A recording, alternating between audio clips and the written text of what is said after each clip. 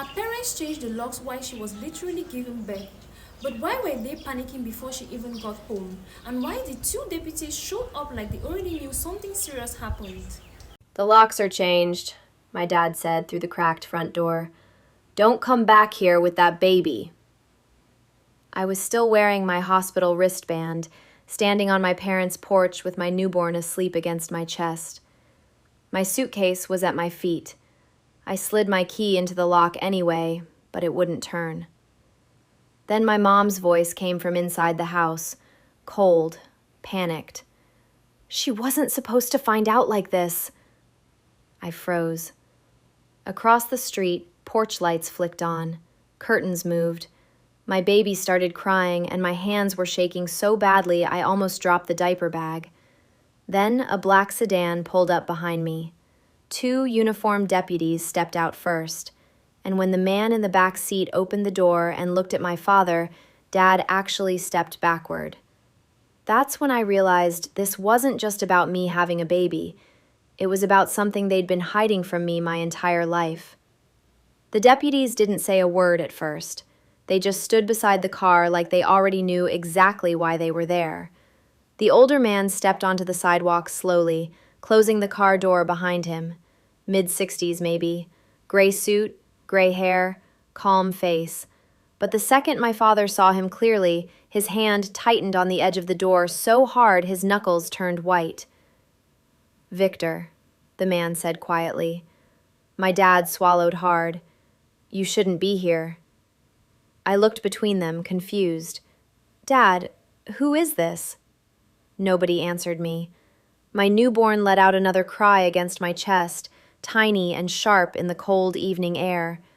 I shifted her carefully, wincing from the pain in my stomach. I'd been discharged from the hospital less than 3 hours earlier. I was exhausted, bleeding through the thick hospital pad they'd sent me home with, and standing on the porch where I'd lived most of my life like I was a stranger nobody wanted. And my parents wouldn't even open the door.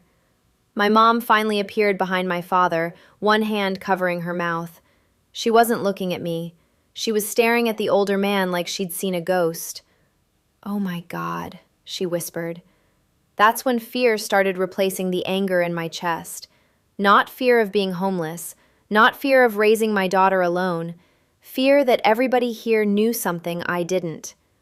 The older man looked at me carefully, like he was trying not to scare me. "Maya," he said softly, "I know this is overwhelming, but you need to stay calm." "How do you know my name?" Again, silence. One of the deputies glanced toward my father. "Sir, we really need to talk inside." "No," my dad snapped immediately. "Not here, not tonight." The deputy's expression hardened. "You lost the right to control that situation a long time ago." My stomach dropped. Across the street, Mrs. Keller from 2 houses down was fully outside now, pretending to water dead flowers while watching everything. Another neighbor stood in his driveway holding his phone low at his side. Humiliation burned through me. 3 days ago, my parents were texting me baby name suggestions while I was in labor. Now they'd changed the locks before I even got home. I looked directly at my mother. "Why are you doing this?" Tears filled her eyes instantly. But before she could answer, the older man reached into the inside pocket of his coat and pulled out a thick manila folder. My father saw it and went pale. "Don't," he said. The man looked at him evenly. "You had 27 years to tell her yourself." Then he turned toward me and said the words that made my entire body go numb. "Maya, I believe I'm your biological father." My father lunged forward so fast the storm door slammed against the frame. "That's enough," he barked. "You don't get to show up here and destroy her life." "Destroy my life?" I stared at him, barely able to process the words. My daughter stirred against my chest, tiny fingers flexing against the blanket while my entire body felt hollow. The older man, Daniel, didn't raise his voice.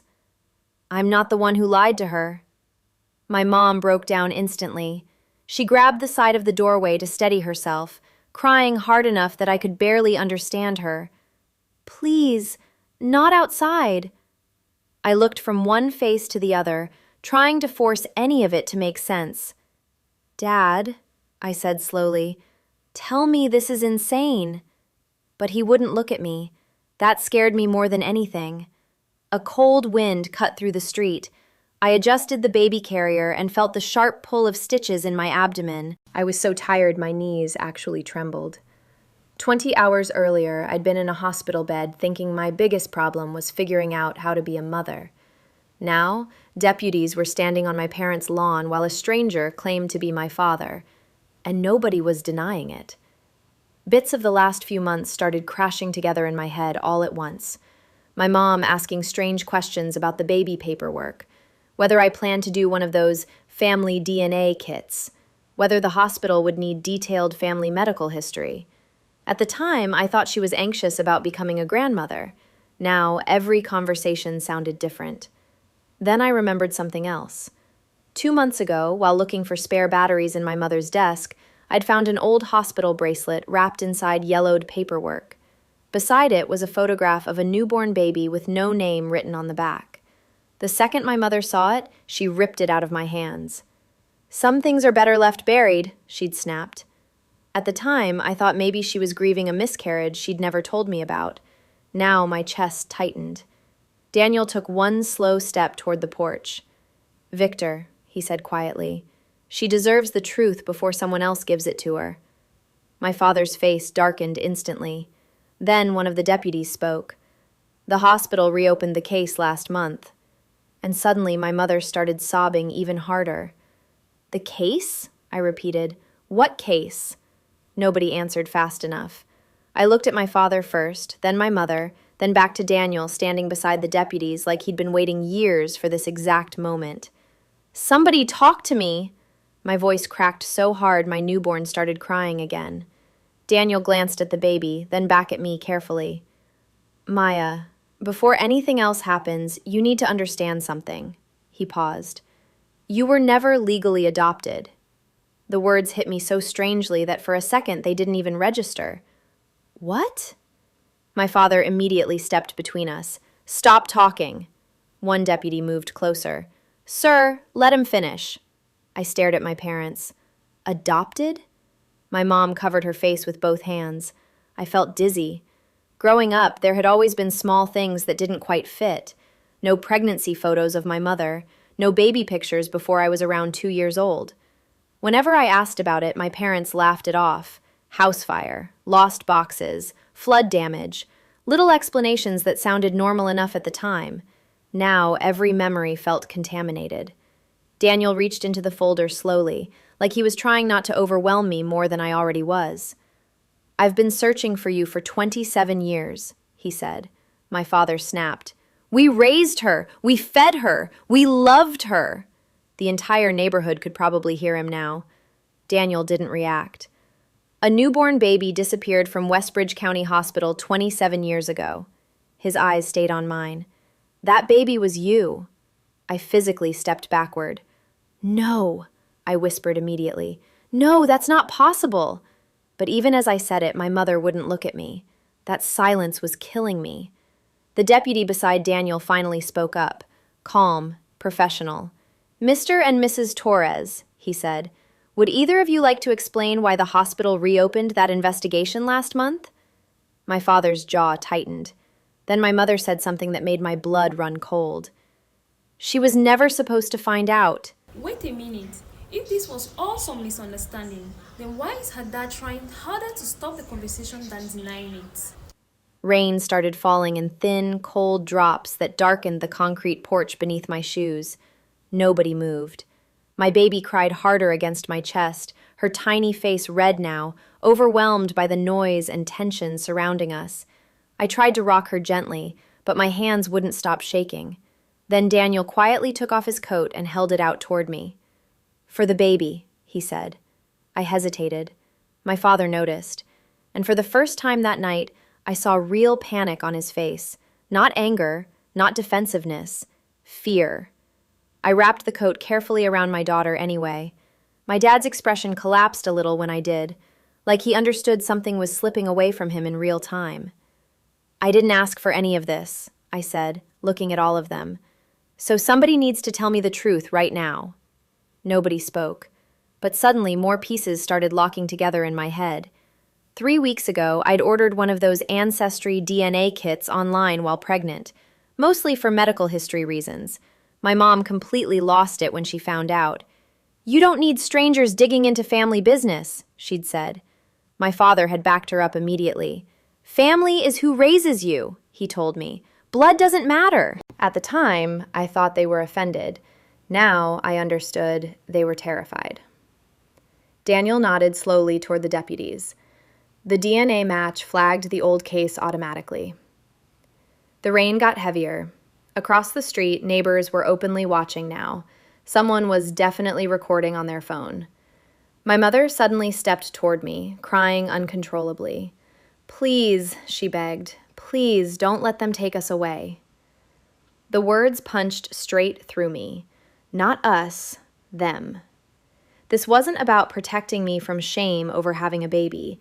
They had changed the locks because they were trying to stop me from learning the truth before investigators got to me. One deputy opened the folder Daniel had brought. "Hospital records were altered shortly after the abduction," he said. "We recently received a deathbed statement from a former nurse connected to the case." My father closed his eyes. I stared directly at him. Every muscle in my body felt numb. Then I asked the question I think I already knew the answer to. "Did you kidnap me?" A long silence followed. Rain tapped against the porch roof. Finally, my father opened his eyes and looked straight at me. "Your mother lost a baby that week," he said hoarsely, "and after that, she couldn't survive it." The entire street went silent except for the rain. My mother broke down completely after my father said it. Not quiet crying anymore, full, shaking sobs that bent her forward against the doorway. But I couldn't move, couldn't speak, because somewhere deep inside me, the truth had already started settling into place. Daniel looked devastated, but not surprised, like he'd spent years preparing himself to finally hear someone admit it out loud. One of the deputies stepped closer carefully. "Mr. Torres," he said, "we need a full statement." My father didn't argue anymore. He looked old suddenly, defeated. "It wasn't supposed to happen like that," he muttered. "Elaine lost our daughter during delivery. She completely fell apart." My mother cried harder at the word daughter. "There was a nurse we knew at the hospital," my father continued. "She said there was another baby. Complications during the shift change. People distracted." I felt physically sick. Daniel closed his eyes briefly. My father kept talking, almost like once he started, he couldn't stop. "The records were changed. We moved counties a few months later. We told ourselves we were giving you a good life. After enough years," his voice cracked, "we started pretending it had become true." I looked at my mother. "All those years," I whispered. "You looked me in the face every day knowing I belonged to someone else?" She collapsed into tears again. "I loved you every single day." The answer came out of me before I could stop it. "Then why lock me out?" That hit both of them hard. My father looked away first. "The DNA test scared us," he admitted quietly. "When the hospital contacted us again last month, we knew it was over." He swallowed hard. "We thought if you came home after giving birth, we could leave before anyone reached you." Leave. They were planning to disappear, with me still believing their lie. One deputy finally stepped forward. "Victor, Elaine, we're asking you to come voluntarily for questioning." Neither resisted. The neighbors watched in stunned silence as my parents, the people everybody thought were kind, stable, respected, walked down the porch steps beside law enforcement. No screaming, no dramatic scene, just the complete collapse of a family built on one terrible decision. My mother looked back at me one last time before getting into the car. I didn't wave. I couldn't. After the vehicles pulled away, the street felt unnaturally quiet. Daniel stayed near the sidewalk, giving me space while I stood there holding my daughter under the porch light of a house that no longer felt like mine. Finally, he spoke. "You don't owe me anything," he said softly. "Not forgiveness, not a relationship. I just needed you to know that you were wanted. We never stopped looking for you." We. My biological mother had died 8 years earlier, still not knowing what happened to me. That realization shattered whatever composure I still had left. I started crying so hard I could barely breathe. Not because I'd just lost my parents, but because somewhere out there, a woman had spent years wondering where her baby went, and died without getting an answer. Daniel stepped closer carefully. "You don't have to decide anything tonight." I looked down at my daughter sleeping against my chest beneath his coat. My daughter. And suddenly I understood something terrifying. One choice. One desperate decision. That was all it took to alter an entire life. A few days later, I agreed to stay, temporarily at Daniel's house while everything unfolded legally. Detectives interviewed me repeatedly. News about the reopened case spread fast online and through the neighborhood. People I'd known my whole life suddenly looked at me differently, like they weren't sure who I really was anymore. Honestly, neither was I. But slowly, pieces started coming together. Daniel showed me old missing person flyers with my infant photo on them, newspaper clippings, search records, letters my biological mother had written to investigators begging for updates. Proof that somebody had loved me before I could even remember. One night, while rocking my daughter to sleep in the guest room nursery, I found the old house key still sitting in my coat pocket. The key my parents had made useless before I even came home from the hospital. I stared at it for a long time. Then I set it quietly on the dresser beside me, because the night they locked me out was the same night I finally learned who I was. Honestly, the scariest part isn't that one family hid this for decades. It's wondering how many people around you are protecting secret nobody questions because they look normal from the outside.